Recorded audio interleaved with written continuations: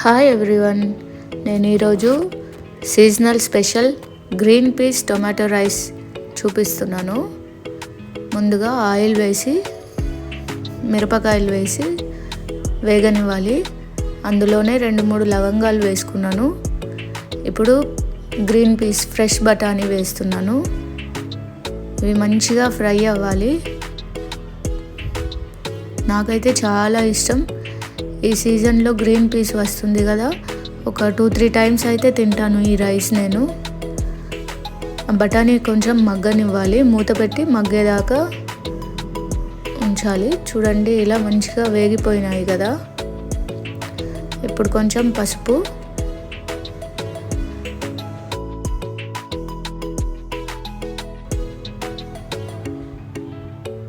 మంచిగా వేగిపోయినాయి కదా. చూడండి, అలా వైట్గా వచ్చేస్తుంది లేయర్ బఠానీ పైన. ఇప్పుడు టమాటో వేసుకున్నాను, సన్నగా తరిగింది.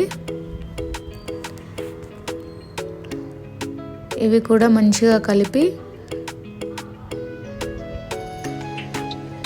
కొంచెం ఉప్పు వేసి కలిపి మూత పెట్టి మగ్గనివ్వాలి. టమాటో మంచిగా మెత్తగా ఉడికిపోవాలి. మధ్యలో ఒకసారి మూత తీసి కలిపి మళ్ళీ మూత పెట్టి మంచిగా మగ్గించుకోవాలి.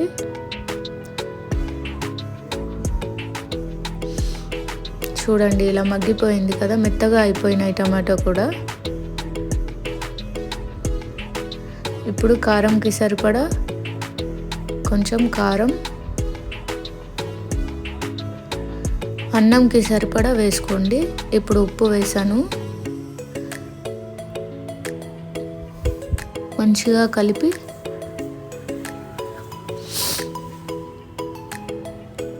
ఇప్పుడు ఆల్రెడీ వండి పెట్టుకున్న అన్నం వేసేసుకోవాలి.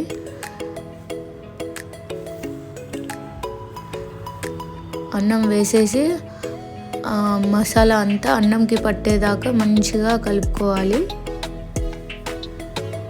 ముద్దలు లేకుండా మంచిగా కలుపుకోండి.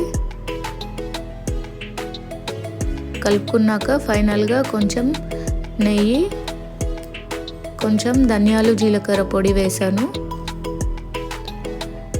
వేరే గరం మసాలా అట్లా ఏమీ వేయకూడదు.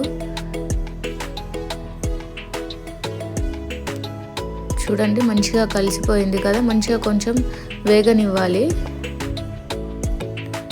రెడీ అయిపోయింది. మీరు కూడా ట్రై చేసి చెప్పండి ఎలా ఉందో. నాకైతే చాలా ఇష్టం, చాలా బాగుంటుంది వేడివేడిగా.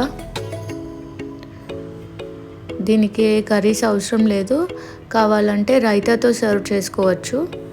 నేనైతే ఇప్పుడు సీజనల్ కదా, అందరి ఇళ్ళల్లో చకినాలు ఉంటాయి కదా, నేనైతే ఈ అన్నంకి ఇలా వైట్ చకినం నంచుకొని తిన్నాను. చాలా బాగుంటుంది. మీరు కూడా ట్రై చేయండి. నాకు తెలిసి మీకు అందరికీ ఇష్టం అనుకుంటాను.